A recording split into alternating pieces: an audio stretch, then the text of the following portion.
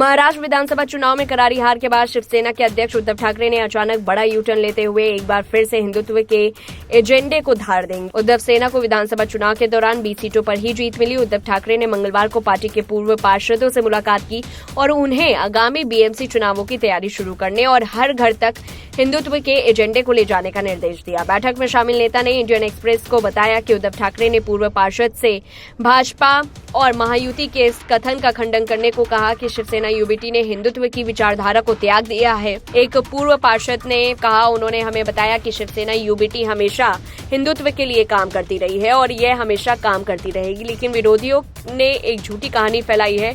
हमने हिंदुत्व को त्याग दिया है। उन्होंने हमें लोगों तक एक हिंदुत्व के एजेंडे को पहुंचाने को कहा है।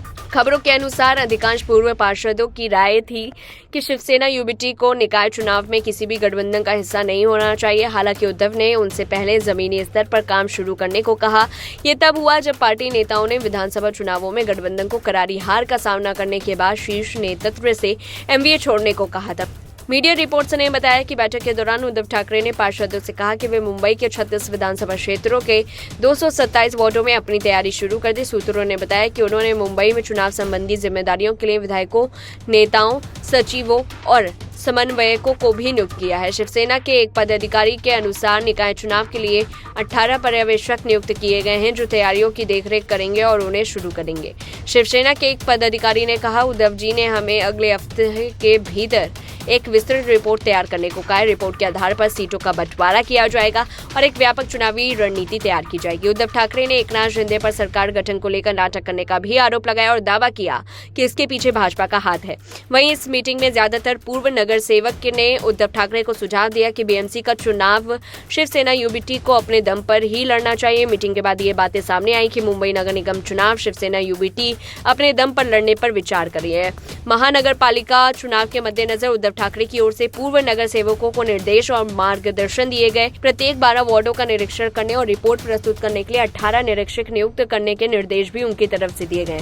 फरवरी 2025 में बीएमसी चुनाव होने की संभावनाएं। विधानसभा चुनाव में हार के बाद उद्धव ठाकरे दौरे पर हैं। बीएमसी चुनाव से पहले उन्हें फैसला करना होगा कि यूबीटी महाविकास अघाड़ी में बनी रहेगी या बाहर हो जाएगी। यह फैसला उनके लिए दोधारी तलवार भी साबित हो सकती है। अगर चुनाव में यूबीटी अकेले चुनाव में उतरी तो विपक्षी दलों का वोट बढ़ सकता है। इस बंटवारे का सीधा फायदा महाराष्ट्र की सत्ता में बैठने वाली बीजेपी और शिंदे सेना को होगा। अगर उद्धव ठाकरे कांग्रेस और शरद पवार के साथ बने रहे तो शिवसेना के ट्रेडिशनल वोटर भड़क सकते हैं। विधानसभा चुनाव में वे इसका ट्रेलर देख चुके हैं। खतरा यह है कि बीएमसी में किसी कारण से होने वाली हार का असर पार्टी में होगा और बड़े नेताओं के अलावा ग्राउंड लेवल के कार्यकर्ता शिंदे सेना और बीजेपी की ओर शिफ्ट कर दिए जाएंगे। पूरी रिपोर्ट को लेकर के आपकी क्या कुछ राय, कमेंट बॉक्स में बताएं।